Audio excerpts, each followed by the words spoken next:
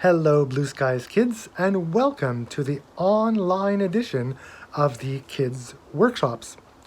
Well, to start today, we have a small workshop on bubble art.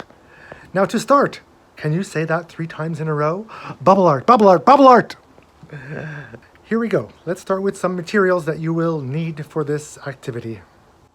You will need some scissors and your favorite food colorings, a couple of dishes, your favorite paper, some tools to blow bubbles with, and of course, dish soap.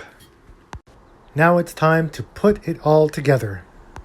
In your bowls of water, you will add 30 drops of food coloring and about 1 big teaspoon of soap. Now it's time for bubbles. Dip your straw into your mixture and get it way close to your paper. You'll find that they will splatter a whole lot, and when you're close, it will make a nice clear bubble. Big bubbles, little bubbles, bubbles all over your papers. You can even make a stencil to mask some of your bubbles and have a special Blue Skies heart design when you're done.